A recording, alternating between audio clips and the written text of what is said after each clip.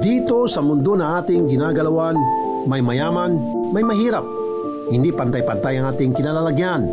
Pero iisa pa rin ang patutunguhan, ang kamatayan. Bilang mga Pilipino, malaki ang ating pagpapahalaga sa huling hantungan. Hangad natin ang may dignidad at maayos na libing para sa mga mahal natin sa buhay na namayapa. Pero para sa mga kapuspalad, ang mismong pagpapalibing, hindi ito madali.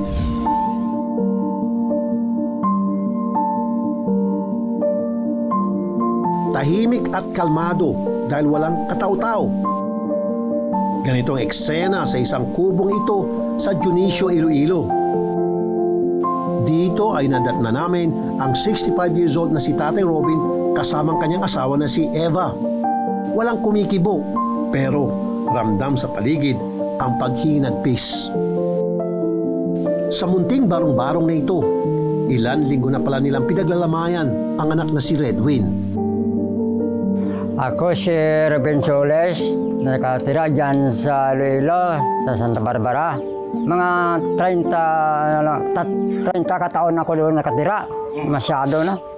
Nandito ako nakapangasawa sa mga pamilya Barnibo.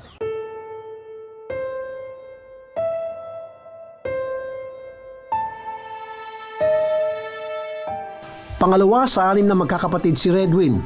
Si Redwin daw ang pinakamalapit sa mga magulang kahit pamilyado na ito.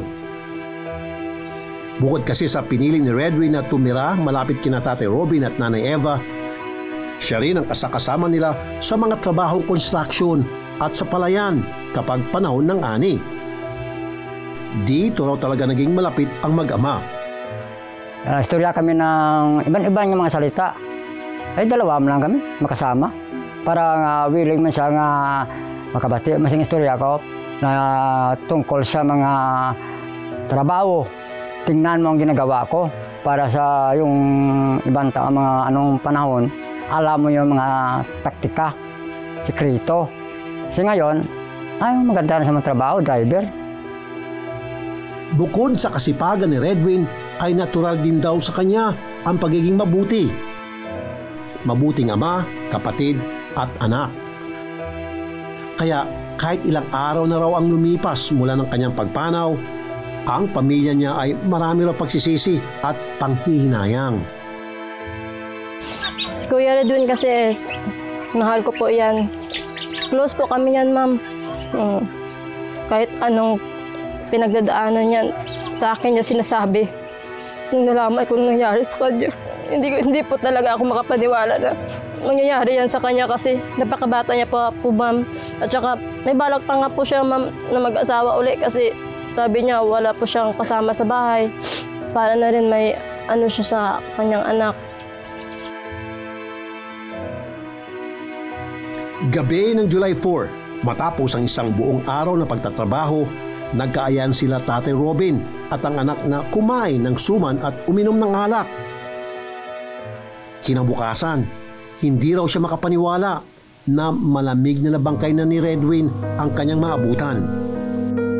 Diyan nakakita ko si Redwin nga diyan na sa wala na buhay. Sinasabihan ko kanya nga si Redwin naglakat. Hindi ko gusto sinasabi nga si Redwin na wala na buhay base si asawa ko yung masyak. Itong pagpasok sa bahay namin, pumunta dito, kita nila. Alam ko kalma lang. Ako kalma lang ako. Ito na ang panahon ni Nonon. Pero bilang isang padre de pamilya, pinilit daw ni Tatay Robin na huwag panghinaan ng loob at ipakita sa pamilya na sinusubukan niyang magpakatatag. Pero ang sakit na ikinukubli, kugsang lumalabas. Umiyak ako bro, yung ko, may yung alam na sa dibdib ko.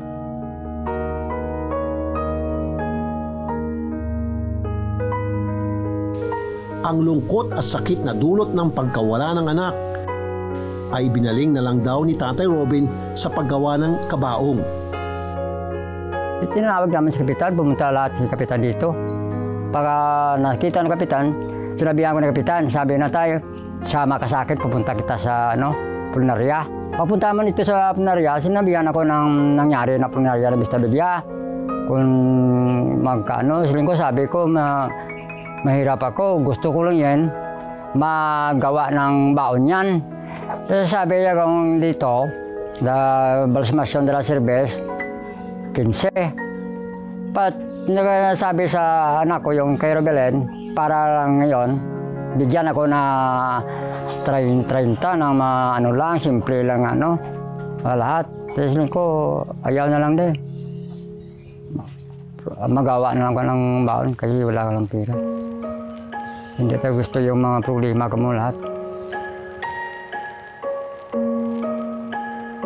Para sa kanya, importanteng magpapaalam sila kay Redwin ng may dignidad at maayos na lamay.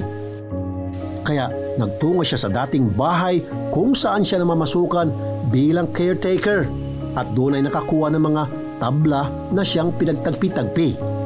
Hindi man pulido, sinikap niyang gamitin ito para makabuo ng kabaong.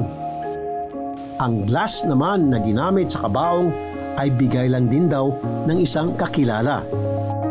At para hindi raw sumingaw ang banggay, packaging tape lang ang ginamit nila pangdikit sa mga kahoy. Ang pag-imbalsama naman, ipinautang lang daw sa kanya ng punerarya. Libre rin nilang binigay ang ilang palamuti gaya ng mga ribbon. Ang mga telang ginamit sa burol, mga retasong pinagtagpi-tagpi lang ng pamilya.